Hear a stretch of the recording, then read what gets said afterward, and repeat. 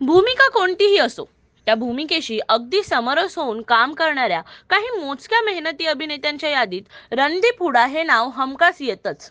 आजवर रणदीपने विविध भूमिका साकारल्या आहेत, पण सध्या मात्र तो त्याच्या आगामी स्वातंत्र्यवीर सावरकर या चित्रपटामुळे चर्चेत आहे. या चित्रपटाच्या घोषणेपासूनच सर्वांचं लक्ष या चित्रपटाकडे लागलं आहे. सर्वप्रथम हा चित्रपट महेश मांजरेकर दिग्दर्शित करणार होते, पण काही कारणास्तव महेश मांजरेकर यांनी यातून काढता पाय घेतला आणि दिग्दर्शनाची धुरा ही रणदीपनेच स्वतःच्या खांद्यावर पेलली. गेल्या वर्षी या चित्रपटाचा टीजर लोकांसमोर आला. तेव्हापासूनच या चित्रपटाची प्रेक्षक आतुरतेने वाट बघत होते. आता या चित्रपटाचा दमदार ट्रेलर सुद्धा प्रेक्षकांच्या भेटीला आला आहे.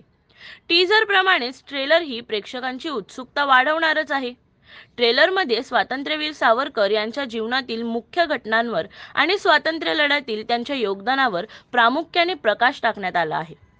याबरोबरच विनायक दामोदर सावरकर आणि महात्मा गांधी यांच्यातील वैचारिक मतभेद देखील उघडपणे दाखवण्यात आलेले आहेत.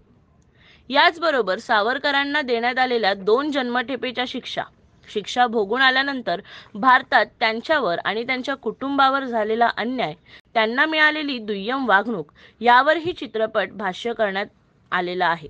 सावरकर यांच्याबरोबरच लोकमान्य टिळक, महात्मा गांधी, मोहम्मद अली जिन्ना, जवाहरलाल नेहरू, सुभाषचंद्र बोस, भिकाजी कामा, मदनलाल धिंगरा, भगतसिंग इत्यादी क्रांतिकारकांच्या भूमिकाही आपल्याला चित्रपटात पाहायला मिळणार आहेत. चित्रपटात सावरकर यांची मुख्य भूमिका निभावणाऱ्या रणदीप हुडा याच्या अभिनयाची जबरदस्त चर्चा होत आहे. रणदीप या भूमिकेसाठी घेतलेल्या मेहनतीचं लोक प्रचंड कौतुक करत आहेत. याचबरोबर यमुनाबाई यांच्या भूमिकेत दिसणाऱ्या अंकिता लोखंडेचंही प्रेक्षकांनी कौतुक केलेलं आहे. ट्रेलर खाली लोकांनी कॉमेंट करत याबद्दल उत्सुकता व्यक्त केलेली आहे.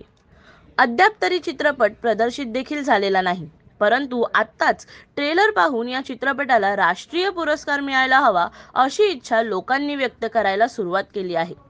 स्वातंत्र्यवीर सावरकर हा चित्रपट 22 मार्च रोजी चित्रपटगृहात झळकणार आहे.